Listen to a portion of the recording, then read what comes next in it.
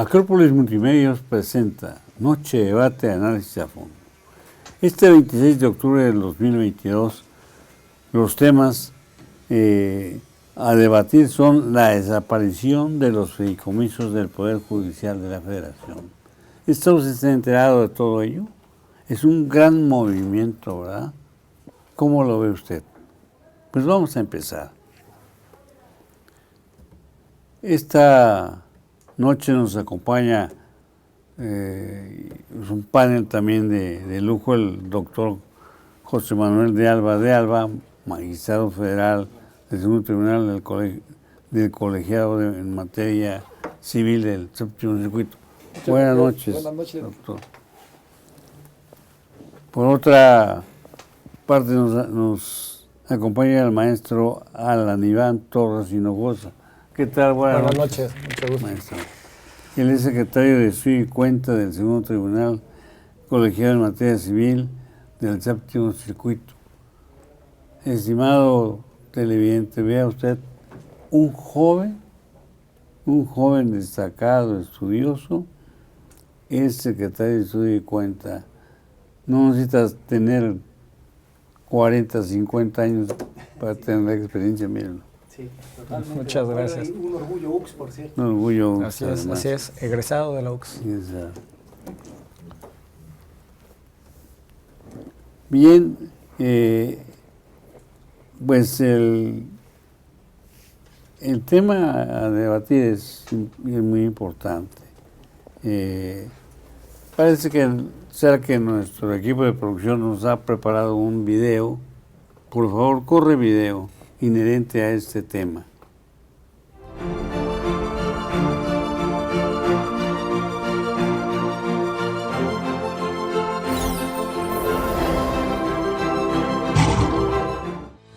El martes a la medianoche se concretó la eliminación de 13 de los 14 fideicomisos del Poder Judicial, luego de que el Senado de la República aprobara con 67 votos a favor, 48 en contra y 0 abstenciones la reforma al artículo 224 de la Ley Orgánica del Poder Judicial de la Federación.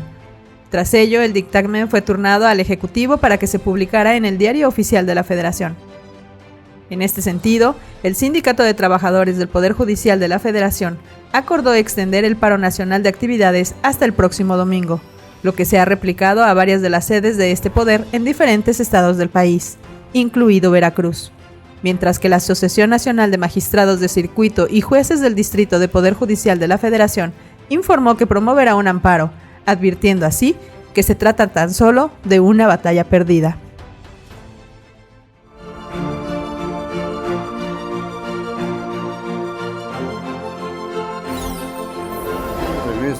Les recuerdo que esta es Noche de Debate, Análisis a Fondo, y el tema a debatir es la desaparición de los fideicomisos del Poder Judicial de la Federación. Vamos a dar inicio ya a los cuestionamientos. Evidentemente que nos acompaña mi compañero de siempre, el doctor Carlos Antonio Vázquez Azuara, director del Instituto Interdisciplinario de Investigaciones de la Universidad de Jalapa, investigador SNIT, además investigador de la Universidad Veracruzana. Gracias, y doctor. Quien es co-conductor y fundador de este espacio informativo. Muchas gracias y un gusto saludar a nuestros invitados. Gracias. Bien. Igualmente. El día de ayer fue enviada para su publicación la extinción formal de 13 de los 14 fideicomisos que estaban asignados al Poder Judicial Federal. En este sentido, se han generado muchos mitos y desinformación al respecto.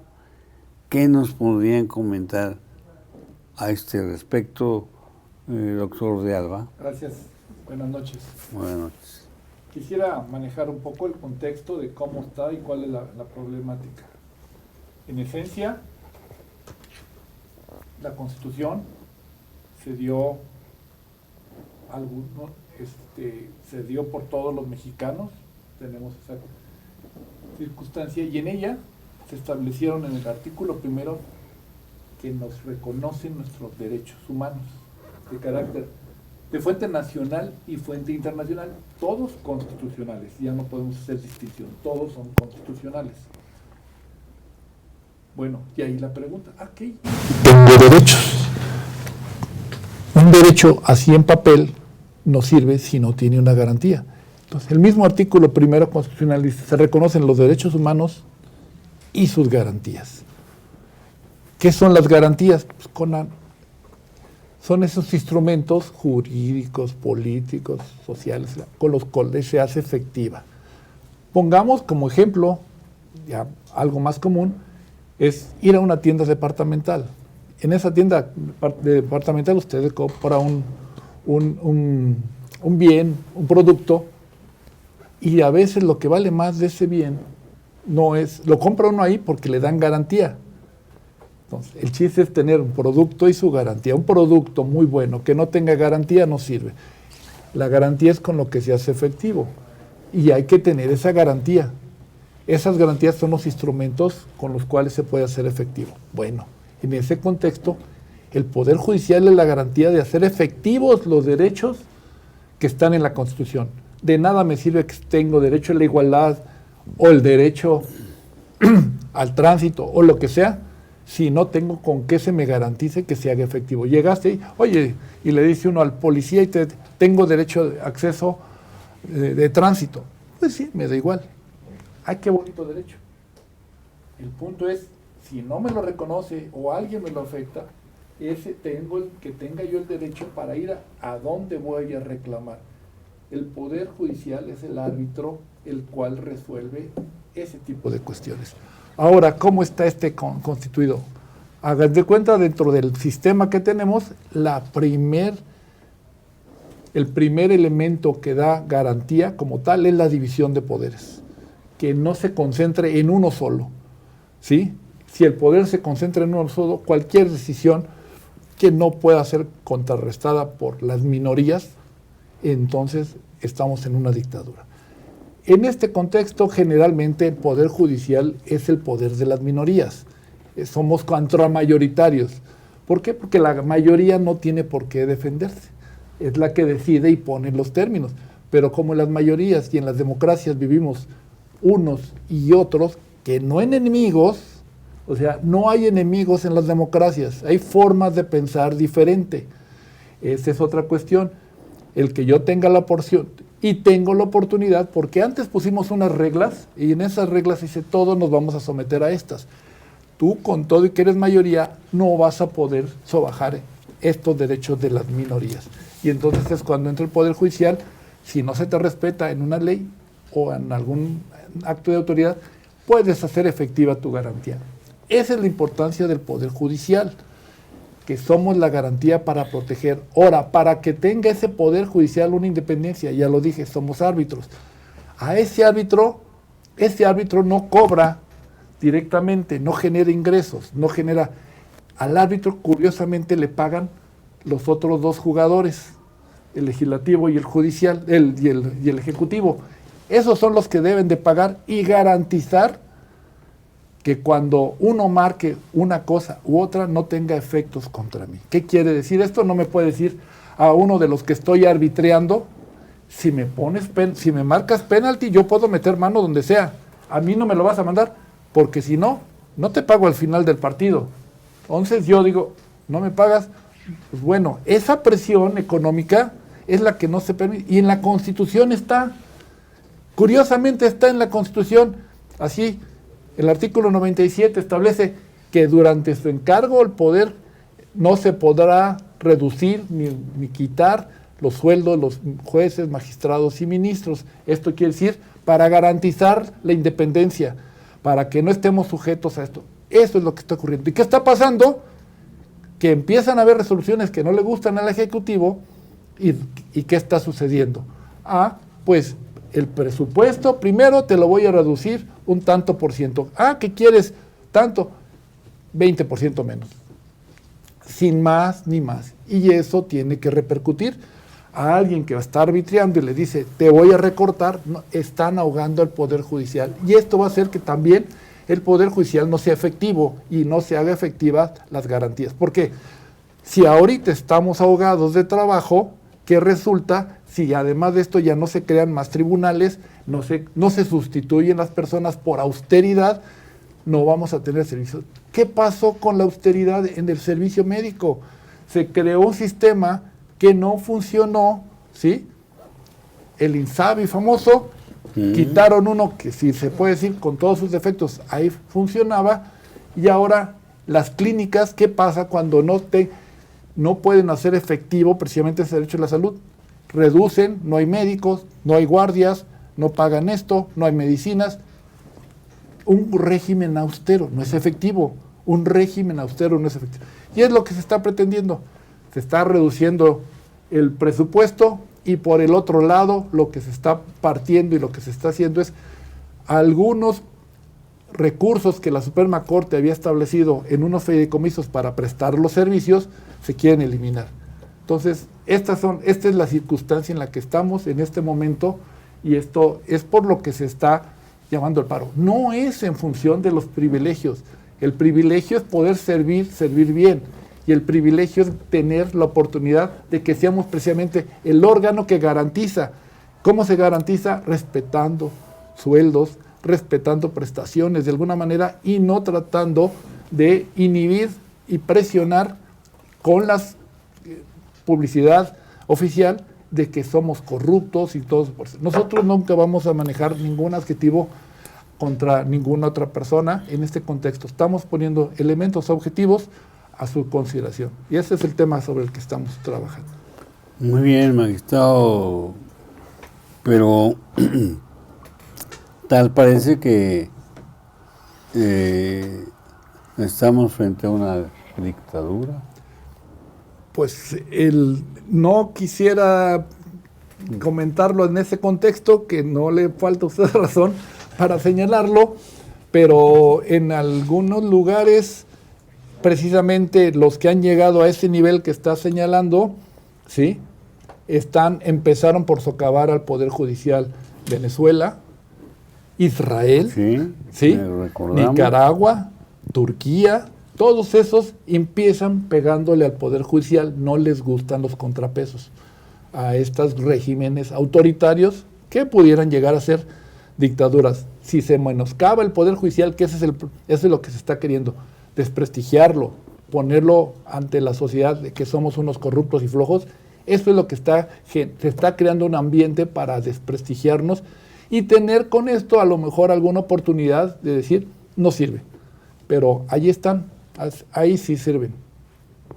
Ahí están muchos amparos, muchas cuestiones que no siempre gana la gente, porque también es una cuestión que en este tema unos ganan y otros pierden.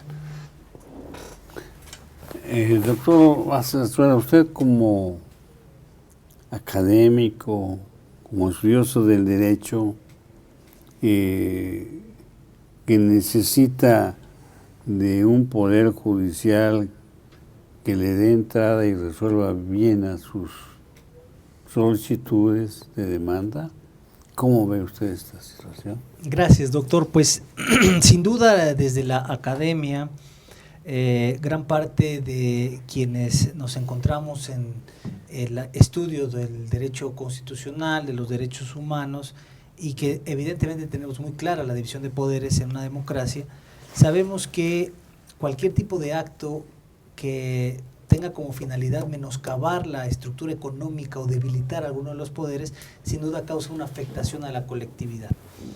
Específicamente lo que estamos viviendo ahora es un acto que tiene un trasfondo más político que cualquier otro tipo de fundamento.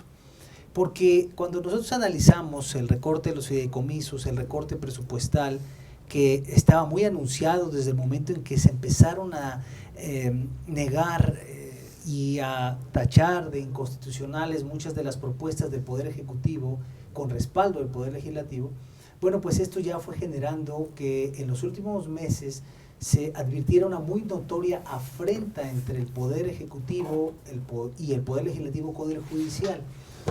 Sabemos que México desde 1917 estableció pautas para sostenerse como democracia, y aunque tuvimos una evolución lenta, hay algunos tratadistas que afirman que hemos avanzado en los últimos años.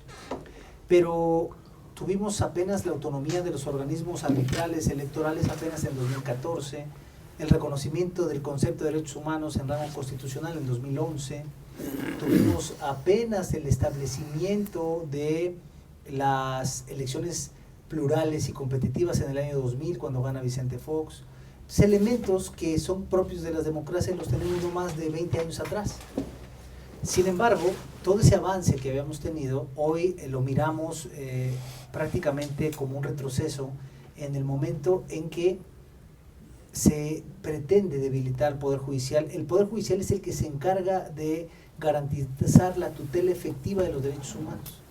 Y desde la visión de Montesquieu, que establecía esta división de poderes muy clara, donde uno crea las leyes, otro las ejecuta y otro más dirime las controversias cuando existen algún tipo de conflictos en su aplicación, tenemos muy claro que deben existir la autonomía, la independencia y se garantice, por supuesto, la estructura y funcionamiento de cada uno de los poderes. Pero esto se pone en riesgo en el momento en que, bajo una óptica política, una mayoría partidista se ha esmerado en lograr la extinción de 13 de 14 fideicomisos, cuyo trasfondo en realidad era el sostenimiento de gran parte de derechos que ya estaban adquiridos por trabajadores y por tanto es lógico advertir las manifestaciones públicas. Estamos en un paro nacional en la actualidad por el Poder Judicial que durará hasta el próximo domingo y esto no es para menos.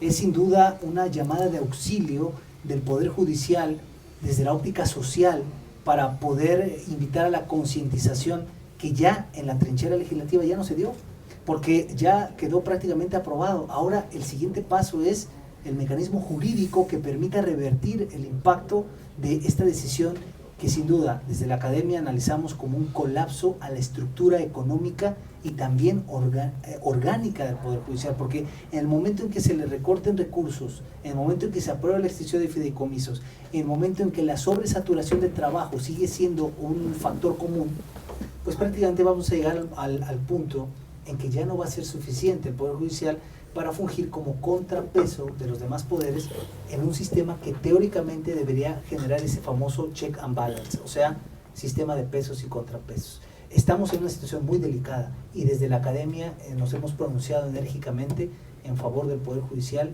y reprochamos todo acto que tienda a debilitar este poder que funge, reitero, como aquel garante de la tutela efectiva de los derechos humanos. Muy bien, bueno, su conceptualización la veo correcta. Gracias, doctor.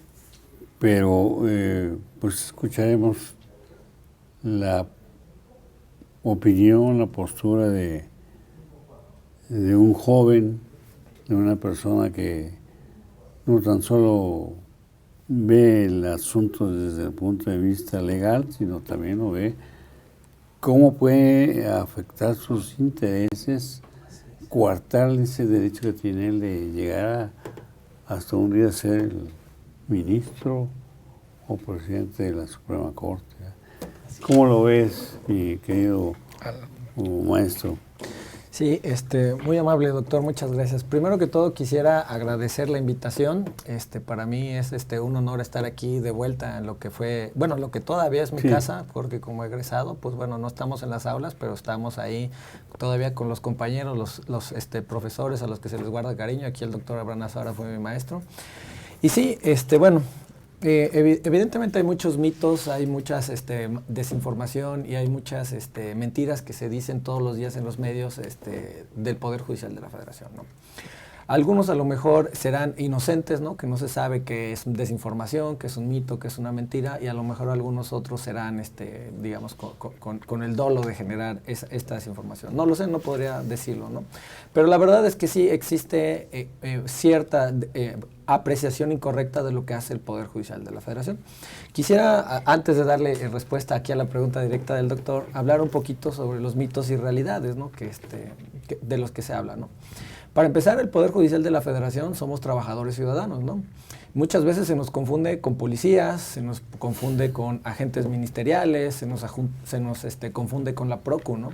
Lo primero, ahorita que ha habido manifestaciones afuera de los edificios por parte de los compañeros, pues las primeras consignas que nos gritan es, nos robaron la camioneta y ustedes no hicieron nada, ¿no? De entrada, ese es un mito, ¿no? El Poder Judicial de la Federación no juzga personas, no juzga delitos, no se encarga de investigar delitos, no se encarga de determinar los derechos de las personas, digamos, riñas entre privados, ¿no? Lo que hace el Poder Judicial de la Federación se encarga de que las autoridades, que a su vez son las competentes por ley, por constitución, para proteger los derechos, para resolver controversias, para investigar delitos, para cualquier otra cuestión, bueno, que se ciñan a la ley. Si esta autoridad determina de forma incorrecta cómo resolver un conflicto, determina de forma incorrecta una multa, te lleva ilegalmente a ti a unos separos, te lleva detenido ilegalmente por ahí, por alguna razón te aplican incorrectamente la ley, bueno, a quien acudes es el Poder Judicial de la Federación. El Poder Judicial de la Federación de lo que se encarga es de juzgar a las autoridades, no de juzgar a las personas, ¿no? Se encarga de que estas autoridades, que a su vez son las que llegan directamente, que tocan directamente los intereses de las personas, bueno, lo hagan con el respeto máximo a la Constitución, a la ley y al Estado de Derecho, ¿no? Entonces, primer mito que se tiene del Poder Judicial de la Federación, escuchan judicial y escuchan ahí de repente, no, son policías, traen arma, traen macana. No, no es cierto, ¿no? En el Poder Judicial de la Federación, en su mayoría somos abogados, somos gente que tiene estudios, especializaciones, en Derecho. Yo tengo 2 maestrías, una por la Universidad de Jalapa, el magistrado Alba tiene también doctorado, hay muchos compañeros que tienen doctorado, y entonces nosotros somos hombres de leyes, ¿no? Somos hombres y mujeres que trabajamos desde lo que son las leyes, de lo que son los derechos y desde que son las normas, ¿no? No andamos ahí deteniendo personas, no andamos investigando delitos, simple y sencillamente analizamos, nos llegan, digamos, las demandas, nos llegan un expediente y a través de lo que es un expediente nosotros buscamos que simplemente la autoridad te respete tus derechos y que haga exactamente lo que está en la ley, porque esa es una garantía de todos los mexicanos, ¿no? Primer mito, ¿no? Otro de los mitos que también se ha comentado por aquí por parte de la extinción de los fideicomisos es que se ha manejado esta imagen en el colectivo imaginario social, que un fideicomiso es como una alcancía en donde se tiene por ahí a disposición de los ministros, ¿no? de los 11 ministros de la Suprema Corte de Justicia de la Nación, donde nada más tienen que abrir la caja fuerte y ahí sacan los fajos de dinero, ¿no? Pues no, la verdad un fideicomiso no se maneja así. Un fideicomiso, de hecho, es una forma inteligente de manejar el dinero. ¿Qué pasa o qué sucede? Un fideicomiso también, fideicomiso es una palabra a lo mejor ya muy técnica, jurídica, ¿no? Otra palabra con la cual se le puede conocer es fondo, ¿no? Los fondos simple y sencillamente se manejan, se recibe el dinero por parte, digamos, de forma legal, por parte del Congreso del Estado a todas las autoridades, el Poder Judicial lo recibe, igual que todas las autoridades en México, desde gobernadores, municipios o cualquier otra autoridad.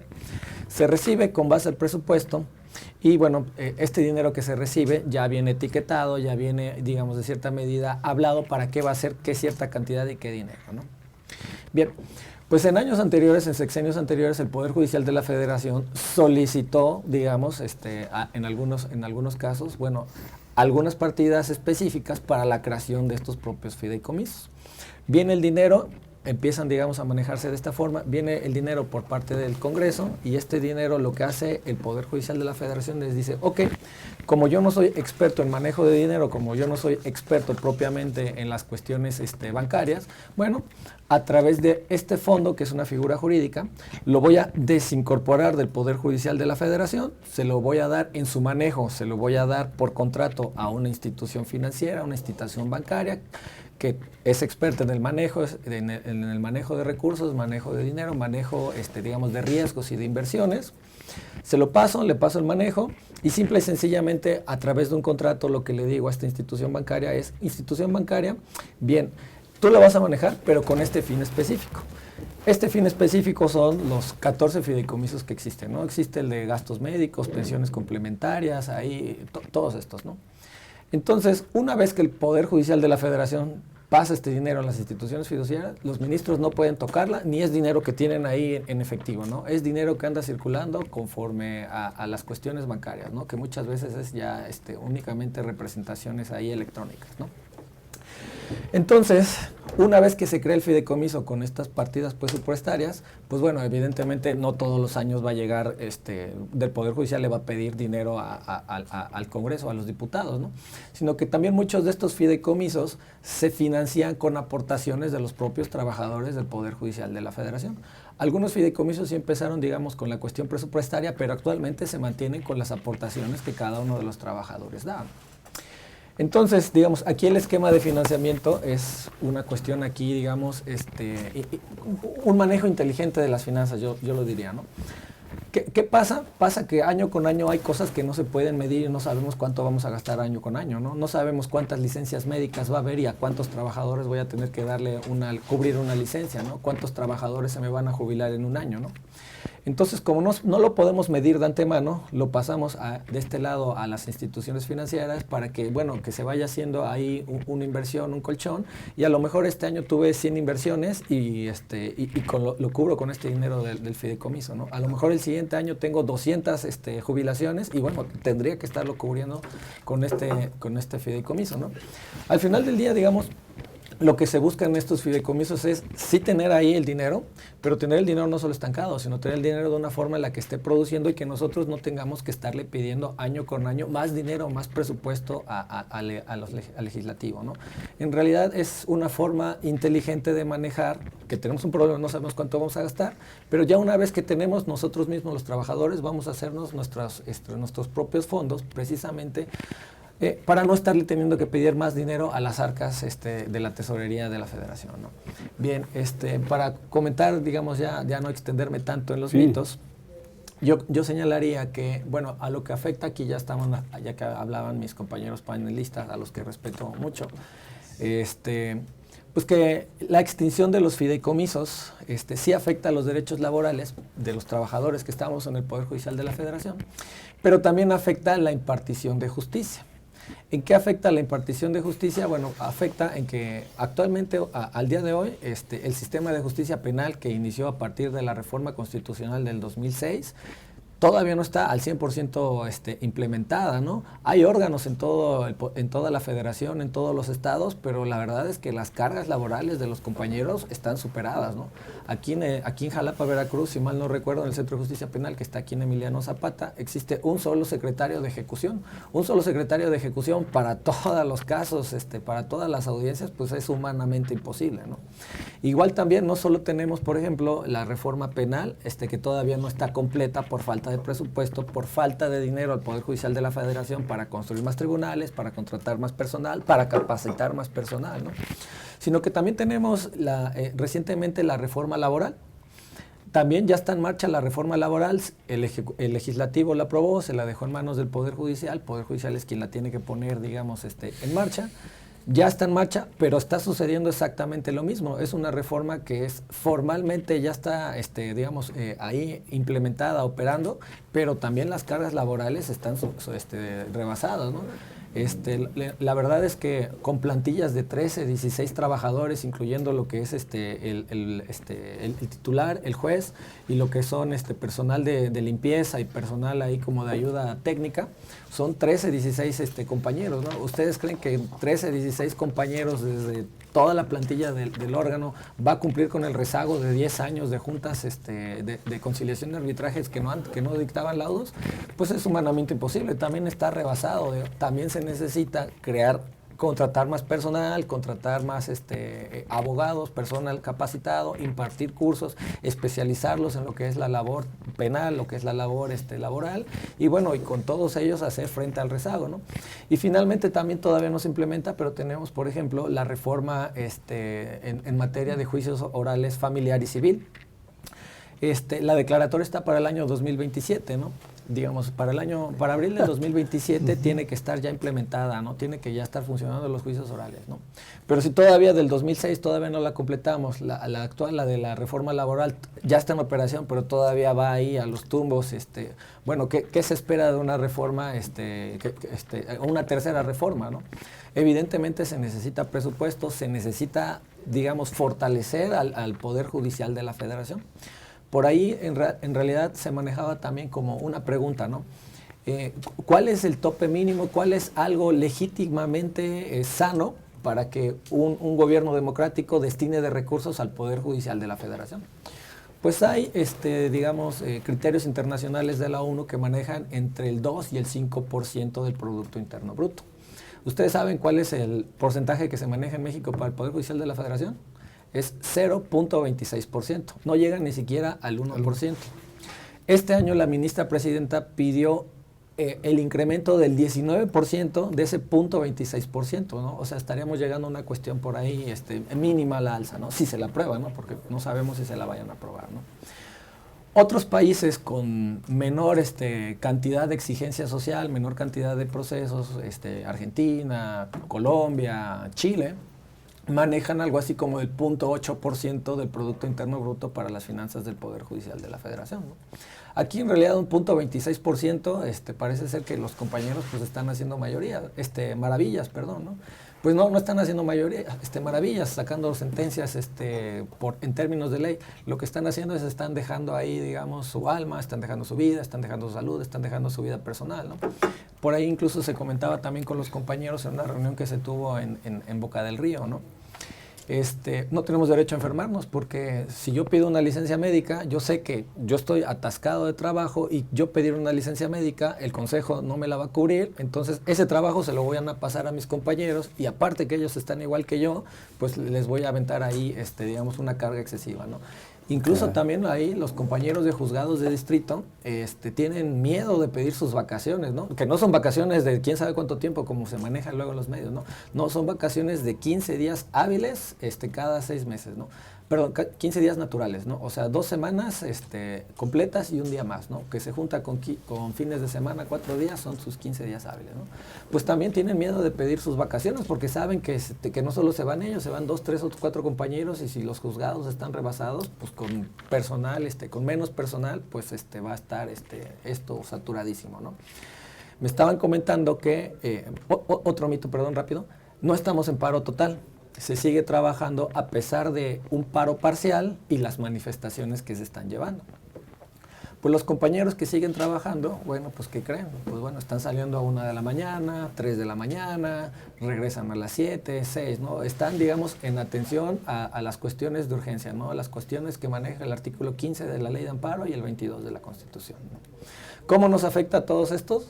Pues bueno, pues evidentemente si no hay recursos, si no se le respeta, digamos, la labor jurisdiccional, la labor profesional a un juez, al Poder Judicial de la Federación, pues entonces pues nadie va a querer ser juez de poder, nadie va a querer pertenecer al Poder Judicial de la Federación. Por la responsabilidad. Por la responsabilidad que se tiene y además si empiezan, digamos, uno a entregar sus vidas, empieza uno a entregar su salud.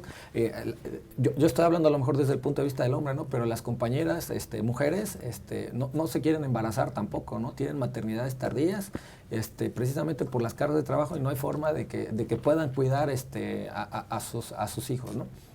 Cuando son madres solteras, que son muchos los casos, ¿no? ¿Cómo nos afecta? Pues nos afecta así. Estamos generando una cuestión como de necropolítica, ¿no? O sea, en realidad parece ser que los que trabajamos en el Poder Judicial de la Federación somos los encargados de proteger los derechos de las personas, pero nosotros no tenemos derechos materialmente. Se nos avienta ahí a la batalla, se nos aventaba a la batalla con fusil, ahorita ya nos están quitando ese fusil, ¿no? Ahora le vayan a la batalla y ustedes no van a tener aspiraciones, si bien te va, vas a poder acceder a una jubilación que te da el ISSSTE, ¿no? Cuando mucho, ¿no? Entonces, evidentemente, yo le podría responder, ¿no? Pues bajo esas condiciones, pues mejor me voy a ir a vender, no sé, algo en Facebook, abrir mi página ahí, pues de MySpace o algo, ¿no? Gamer, ¿no?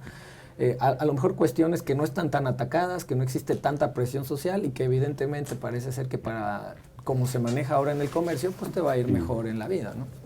Sí, pues es un tema un poco escabroso, porque tal cual y parece que no hay una contradicción en la justicia, no hay justicia, no hay parte de justicia, ¿no? O no son justos. Así es.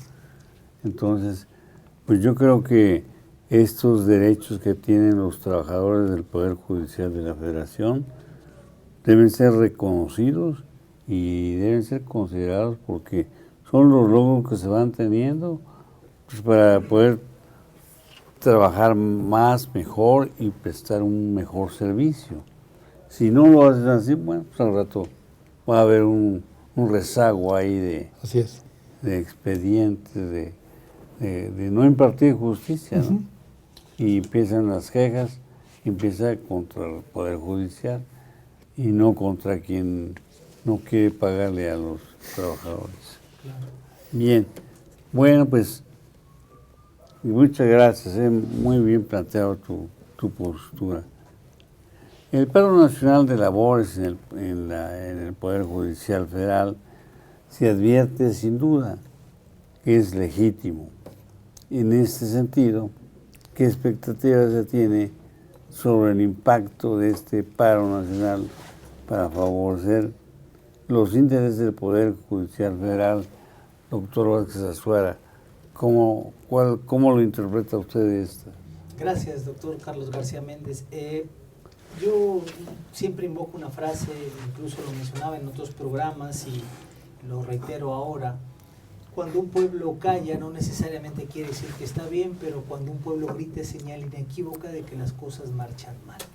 Y si bien es cierto, este paro nacional que ya tuvo su antecedente con la ocasión anterior, donde todavía se estaba gestando esta aprobación que se vaticinaba inminente, pues prácticamente está sirviendo para externar de manera enfática a la sociedad no solo el descontento, sino tratar de revertir la desinformación que se ha estado manejando y que ha puesto prácticamente en una gran encrucijada al Poder Judicial, porque efectivamente ya hay gente que compró el discurso, ya hay personas que están diciendo, oye, pero es que tenían muchos privilegios, hay que quitárselos, oye, pero ¿por qué ganan Es que así lo han manejado. Así lo han manejado y han comprado lamentablemente ese erróneo discurso que ha tenido como finalidad manipular la visión colectiva para deslegitimar al Poder Judicial.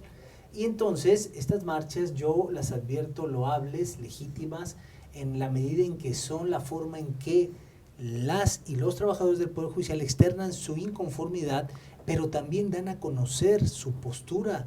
Esto que nos comentó Alan, que nos comentaba el magistrado de Alba, es escuchar a las partes en todo acto. Debe existir esa posibilidad de ser oído y cuando se afectan los intereses de alguien.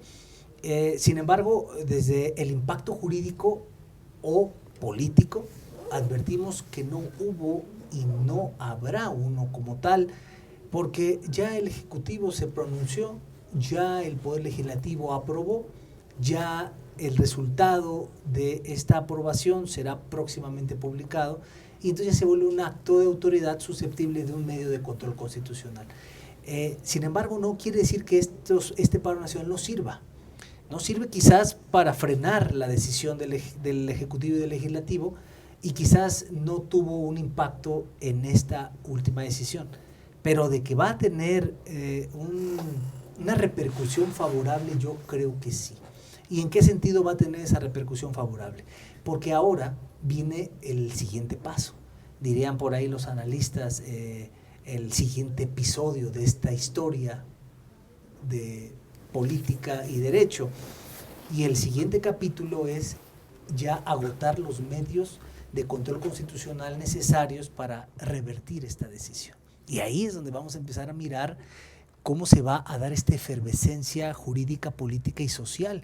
Y es entonces donde estos paros nacionales están tomando fuerza, porque ya la gente comienza a entender que no es solo la historia que se vende de parte del Poder Ejecutivo y Legislativo, donde se están defendiendo privilegios. No, ahora ya empiezan a entender lo que explicaba Alan, lo que explicaba el doctor de Alba. Ya la gente empieza a escuchar la otra versión y empieza a comprender que si se debilita el Poder Judicial, lo único que vamos a lograr es debilitar el propio acceso a la justicia de las personas. Y entonces a nadie nos va a gustar que tengamos asuntos que tarden años justificadamente porque no hay personal. A nadie nos va a gustar que si el Estado comete una arbitrariedad no haya mecanismo que nos pueda salvar de esa arbitrariedad. Y entonces si la gente empieza a razonar y este paro nacional tiene y cumple con su fin, ya el medio de impugnación, el medio de control constitucional o los medios de control constitucional que vengan podrán tener un mayor respaldo social, que al final la decisión muy probablemente terminará siendo de naturaleza política, porque hay una afrenta entre poderes y aquí, además de medir poderes, necesitamos que haya una colectividad consciente para respaldar esas decisiones y así sí miraremos un horizonte de posibilidades viables. Si la sociedad se une con esta causa del Poder Judicial entendiendo que es un fin común y de beneficio colectivo, políticamente puede existir la posibilidad de revertir los efectos. De lo contrario, tendríamos un gran problema. Pues yo creo que es un abuso de poder, ¿no? No es un abuso del Poder Judicial porque como como se dice en un proverbio muy burdo, pero muy cierto, tiene al sartén por la manga. Sí. Y puede hacer lo que quiera, ¿no? Sí, tiene mayoría simple el Poder Legislativo, ahí está el respaldo del Ejecutivo, entonces literalmente todo aquello que no represente una reforma constitucional está en sus manos. Sí. Pues sí, pues ojalá la autoridad entienda que es justo las peticiones. Si no se hubiesen aprobado desde antes. Yo creo que no es porque sean muy bondadosos, ¿no? Porque se lo han ganado, claro, porque lo necesitan, porque el trabajo es muy arduo, el trabajo que desempeñan los juzgados de distrito. Sí, y hay mucho trabajo. Para los litigantes, para los que hemos litigado, para los que hemos tenido asuntos personales, ha sido nuestra única vía de escape, la única que tenemos. Cuando el Estado no te responde, te queda el Poder Judicial. Y si nos quitan eso, ya no vamos a tener quien nos respalde en el acceso a nuestros derechos humanos. Bien, pues ojalá todo vaya y se resuelva por la vía legal. Bien, vamos a ir a un corte que es breve y regresamos.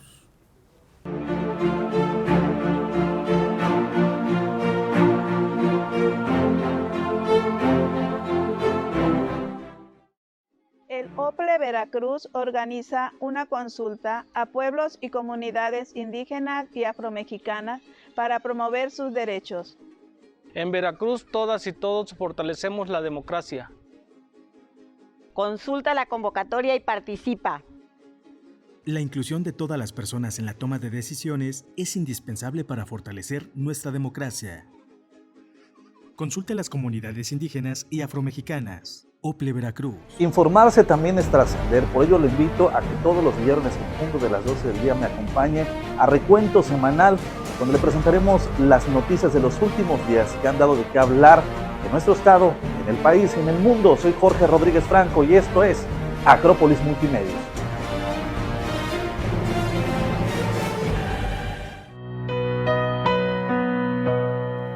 Noche de luna en Jalapa, noche que huele a jazmín, cuando del pecho se escapa una queja para ti.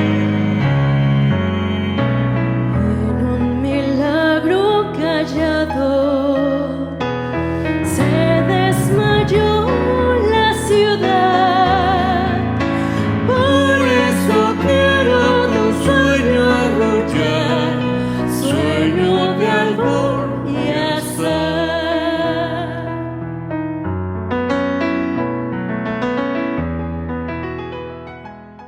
En la Universidad de Jalapa buscamos una educación integral. El deporte es parte fundamental. Nuestros jaguares y nuestras jaguares dejan todo en la cancha. Y este espacio es espacio para ustedes. Espacio Jaguar, a partir de febrero, todos los lunes a las 5:30 de la tarde, a través de Acrópolis Multimedios y las redes sociales de nuestra universidad. Soy David Silva y te espero todos los lunes en Espacio Jaguar. Saca la garra, saber para trascender.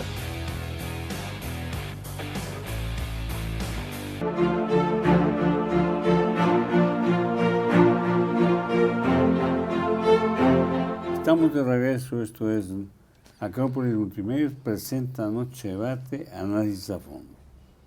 Bien, le repito el tema que estamos debatiendo, que es la desaparición de los fideicomisos del Poder Judicial de la Federación. Bien, pues vamos a continuar. pero quiero presentarles a jóvenes destacados, abogados que están trabajando, prestando sus servicios en el Poder Judicial de la Federación, y me refiero a la maestra Diana Laura Ruiz Ortega. Mucho gusto y muchísimas gracias por la invitación, doctor. Y también nos acompaña el licenciado Guadalupe Sarabia Feliciano. Un gusto, doctor. Gracias por el espacio. Buenas noches. Bien, pues vamos a continuar con nuestro programa de Noche de Debate, Análisis a Fondo. El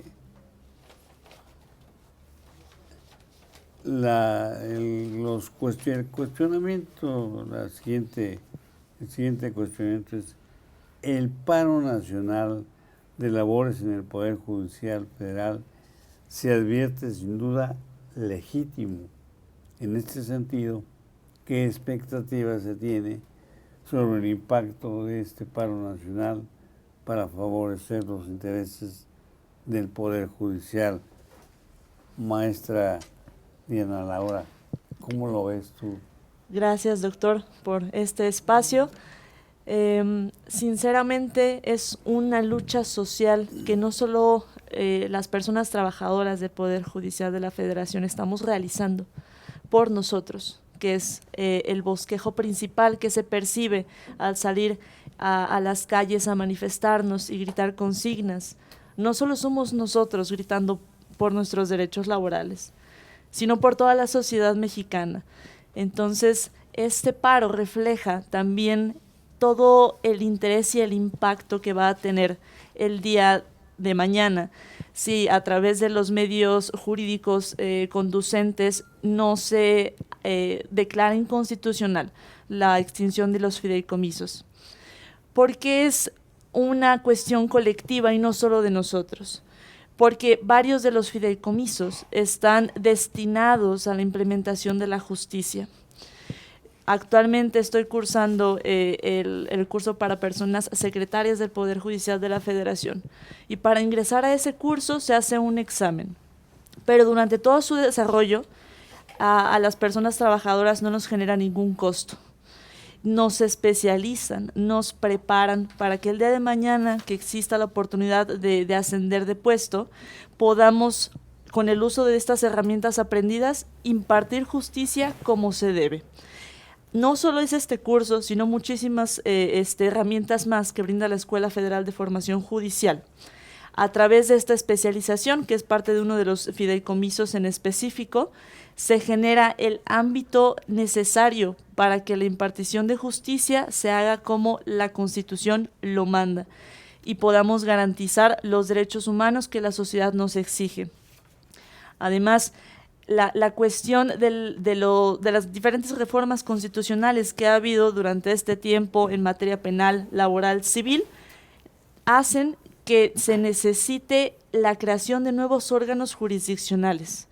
¿Y de dónde vamos a poder crear nuevos órganos jurisdiccionales sin la extinción de los fideicomisos? Es una cuestión preocupante, porque como hace un momento comentaba el magistrado de Alba, se necesita una red mayor de apoyo para que la carga laboral no sea impedimento de una justicia deficiente, sino todo lo contrario, más órganos, más puestos, más cargos, más oportunidades de que las personas juzgadoras vayan creciendo desde oficiales judiciales, personas actuarias, personas secretarias, personas juzgadoras y después magistradas. De esa manera ir y implementando una impartición de justicia como la Constitución manda. Entonces, mi postura, y por lo cual yo he salido en conjunto con mis demás compañeros y compañeras, he salido a las calles a gritar, no solo son los derechos laborales con los que el Poder Judicial me protege, sino también lo que el Poder Judicial protege a la sociedad. Y es por eso que mi grito no se cansa. Y aunque hemos llevado varios días con las diversas manifestaciones, mi grito no se cansa porque lo hago por la sociedad, por esa pasión de la justicia que algún día me invitó a entrar a esta institución, y es más que nada el mensaje que se quiere dar a la sociedad, que a todos nos va a perjudicar el día de mañana. Muy bien, me parece muy claro tu postura al respecto, y yo creo que tendremos que seguir adelante analizándolo, quienes estamos de este otro lado, ¿no? Que también somos abogados, pero que también nos dedicamos a la comunicación y vemos cuán justo no es para quienes imparten justicia. O sea, de ese trato, de esa manera. Bien, muchas gracias, maestra Diana Laura. Mi estimado licenciado Guadalupe Sarabia, ¿cuál es cómo podrías reforzar esta postura del paro nacional de labores del Poder Judicial? ¿Es correcto, es viable, está conforme a derecho, bien aceptado? Doctor, ¿me permite nada más? Sí. Quiero hacer mención de alguna cuestión le voy a decir Lupillo. En el Poder Judicial hay movilidad social. Puede uno ingresar desde oficial judicial y de ahí hacer carrera judicial hasta juez y magistrado, porque todo es por exámenes. No se regala nada. Falso, de alguna manera, hay relaciones familiares, se conocen generalmente por el trabajo, se conocen dos muchachos y llegan a casarse. Es común en el Poder Judicial y eso pasa en todos lados. Los maestros se casan con maestros. Se sataniza eso. Pero lo que quiero señalar es cómo se ingresa, y aquí el licenciado Lupillo ingresó. Yo conocí, hace 20 años llegué aquí a Jalapa y él era un muchachito de 5 años, no boleaba zapatos. Y ahorita está haciendo el curso para ser secretario. Eso es lo que da la gente en el Poder Judicial y eso es lo que anima a ellos a ingresar a esto.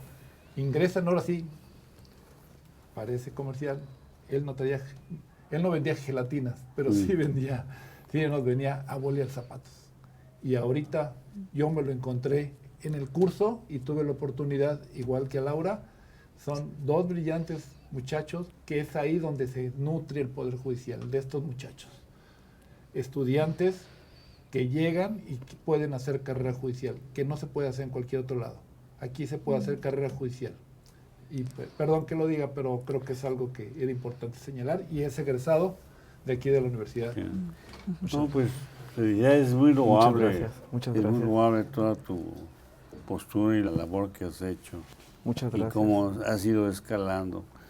Creo que, como dijo el poeta, uno es el arquitecto de su propio destino. Así es. Así que tú lo has sido, tú has hecho, te has formado de esa manera. Y bien, entonces ahora sí, vamos ya a abordar el tema de la pregunta que te formulaba yo.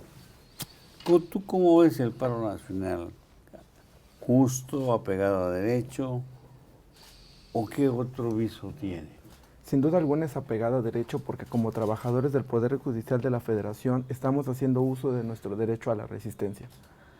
Y esto va más allá, porque desde el inicio del mandato presidencial del señor presidente ha venido ataques, señalización, al tal grado de decir que el Poder Judicial está podrido. Es algo que sin duda indigna a nuestros compañeros, porque no es así. Porque así como yo, hay muchos compañeros que actualmente son magistrados, que son jueces, que es la lucha del esfuerzo. Nada se regala. Todo es a base de constancia, disciplina, de seguir trabajando. Y eso es a lo que salimos, a hacerle ver a la sociedad que todo es trabajo, que no son privilegios, que nada es regalado, porque todo lo que nosotros hacemos, el único privilegio que tenemos es servir a la nación, es sentarnos y estudiar sentencias, es redactar sentencias de amparo, estudiar cada asunto meticulosamente para que sea una impartición correcta de justicia. Ese es el único privilegio que tenemos. Realmente las prestaciones que tenemos son accesorias, son derechos que son adquiridos y que incluso están desde antes a la ley de los fideicomisos. Son derechos que ya son adquiridos y que son legítimamente constituidos. ¿Por qué? Porque se crearon debido al buen manejo de finanzas que tuvo el Consejo de la Judicatura Federal. Es como decirle a una persona que ahorró dinero y otra no, dame tu dinero. ¿Por qué? Pues porque yo lo quiero. Si es quitarle el premio al manejo de buenas finanzas. Entonces, sin duda alguna, es legítimo y considero que se está haciendo conciencia a la sociedad, hacerles ver que nuestro trabajo es primordial para mantener un Estado de Derecho en México. La historia ha demostrado lo que ha pasado en países de Sudamérica. Tenemos el ejemplo de Colombia. En el 2002, Álvaro Uribe erosionó a la Corte. ¿Y qué consecuencia tuvo? Que se volviera se volviera un dictador. Ya la tercera vez que se quiere reelegir, entonces es como que la Corte empieza y ya lo detiene. En Venezuela también, ¿verdad? Tenemos un claro ejemplo de muchos países que ha pasado. Entonces, lamentablemente, tenemos que voltear y decir, no queremos que eso le pase a México. Y aquí algo importante es que la dictadura no nada más es una figura presidencial, no. La dictadura se puede considerar en debilitar aquellos poderes que están para controlarme, ahora yo los voy a controlar. Ahí empieza una dictadura. Entonces, sin duda alguna, la expresión que estamos haciendo como trabajadores es legítima y apegada a derecho, usando nuestro derecho a la resistencia. Que esto, no obstante, vamos a acudir a los mecanismos legales conducentes para confirmar y reafirmar nuestra postura. Muy bien, felicito, tu postura es muy precisa. Bien, ahora vamos a otro tema. Magistrado, ahora, ¿qué sigue desde una óptica jurídica?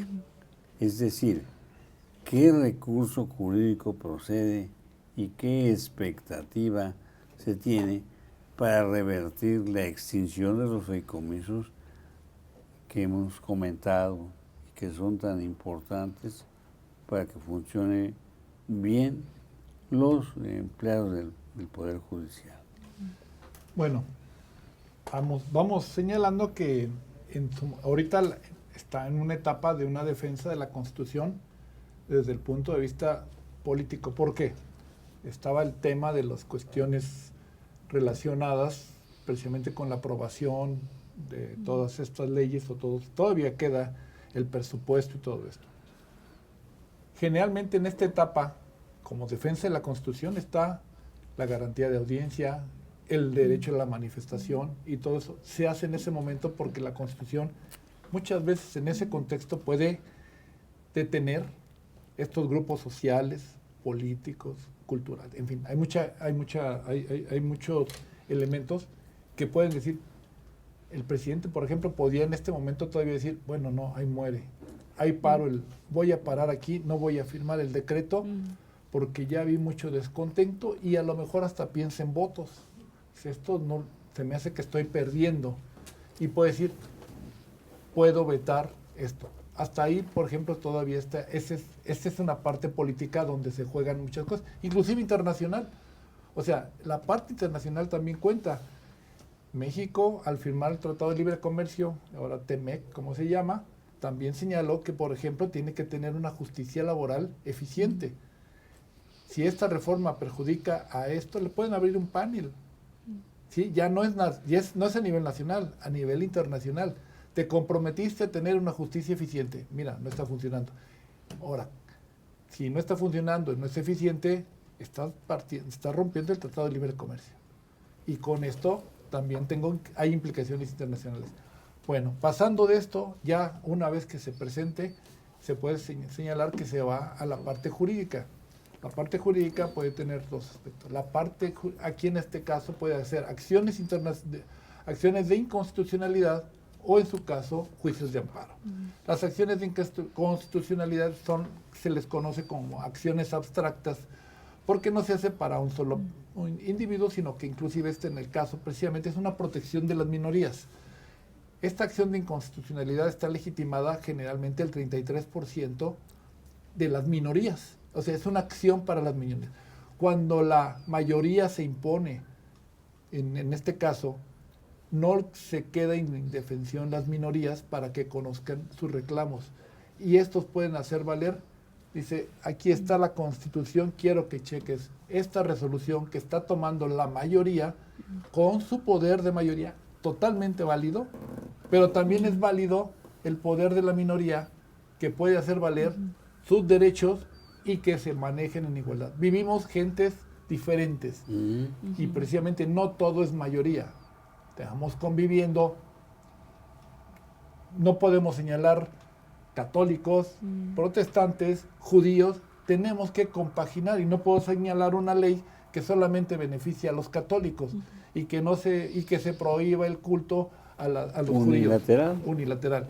Estos van a decir, acuérdate que en la Constitución pusimos que todos somos iguales y que se respete el culto. Ah, de veras, la mayoría votó porque así tenía, generalmente esa mayoría a lo mejor es poco reflexiva, pero la minoría puede hacer valer sus derechos. Ese es el contexto en el que estamos manejando. Esta minoría que va a ser del Congreso no son traidores. El que pensar diferente a otro no es traición a la patria. Son diferentes formas de pensar, ¿sí? Las dos pueden ser totalmente válidas, pero hay un órgano con el cual, para no tenernos que pelear a las armas, recurrimos a la justicia. En la Constitución se estableció que quien resuelve las acciones de inconstitucionalidad es el poder, la Suprema Corte de Justicia de la Nación. Entonces, ellos son los que van a resolver, son los árbitros, porque así lo designó la Constitución. Este es uno de los temas concretos. E inclusive, la ley, y se señala, la Corte va a resolver los propios asuntos. De entrada, no hay ningún privilegio para los ministros. Los menos de los fideicomisos son para los ministros. Hay 3. Y ninguno está relacionado con pagarles más ni nada. Los ministros tienen garantizado su sueldo constitucionalmente. No están sujetos a ningún fideicomiso para garantizar su jubilación y sus prestaciones después de que termine su carrera. No tiene nada más falso que eso. No están dirigidos ninguno para ellos. Sí. Y los otros fideicomisos son del Consejo de la Judicatura. Y esos del Consejo de la Judicatura no están relacionados con los ministros. Es un problema ya de trabajadores y de otra instancia. No van a afectarse ninguno de sus derechos. Falso. Pero hasta ahí. En ese contexto es que la Corte resuelve. Porque así está el diseño constitucional. Así está el diseño, así como está el diseño constitucional que las mayorías pueden votar y dictar leyes, precisamente conforme al derecho a este diseño constitucional, tenemos que las minorías pueden hacer valer sus derechos y que se les reconozcan en la Constitución. Bueno, es hasta este punto una acción de inconstitucionalidad que van a presentar el Senado o la Cámara de Diputados. Anteriormente los hacía la Comisión Nacional de Derechos Humanos, llegó a presentar algunos en este contexto. No viene por ahí, no más las cámaras. Y por el otro, acciones individuales que se les llama juicios de amparo. Cada uno de los trabajadores del Poder Judicial, cada miembro del Poder Judicial va a poder presentar sus amparos en lo individual, colectivo, como gusten. Van a presentar demandas, se pueden presentar demandas en función precisamente de la invasión de esferas. Pero además, se puede manejar, hay muchos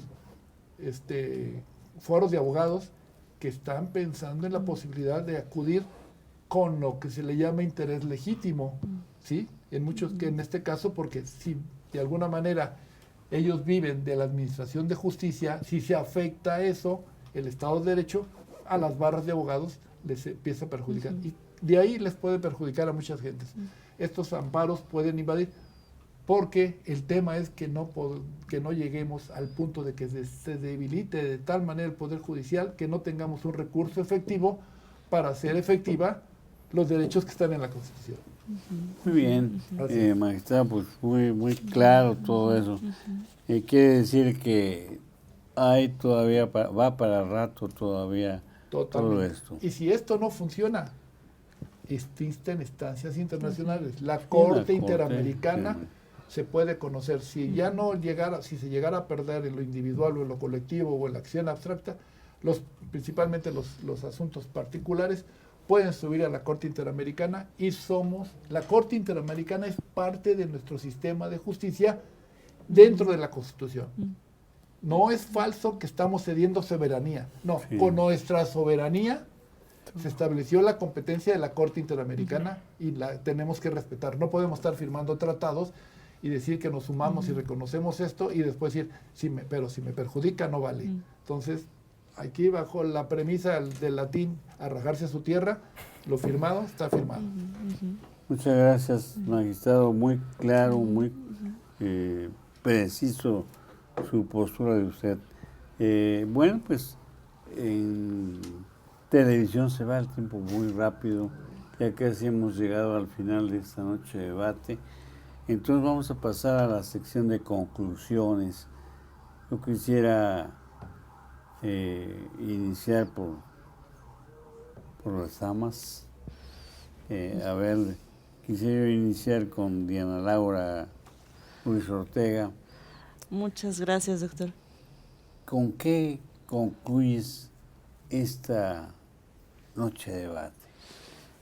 Yo agradezco mucho el espacio porque creo que a partir de estos debates podemos llegar más a la sociedad, porque si bien empezamos con un paro parcial de labores a nivel nacional, necesitamos nuevas herramientas para hacerle ver a las personas las consecuencias de la extinción de los fideicomisos, que en esencia, más allá de los derechos laborales adquiridos por las y los trabajadores del Poder Judicial de la Federación, va a implicar una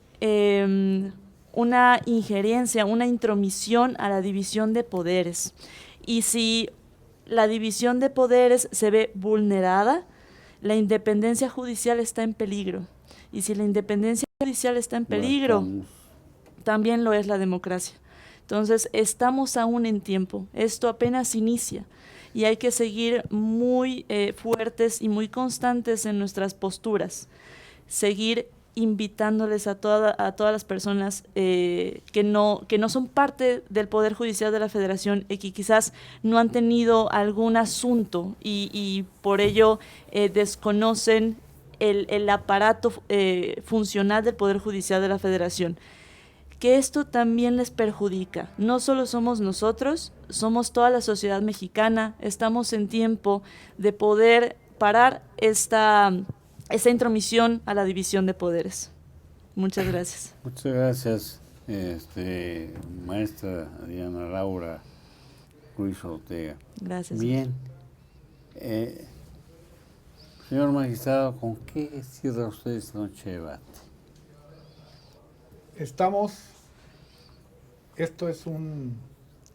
No estamos luchando por privilegios, se está luchando por la democracia en México, por establecer precisamente una efectiva división de poderes en los que se garantice la independencia judicial.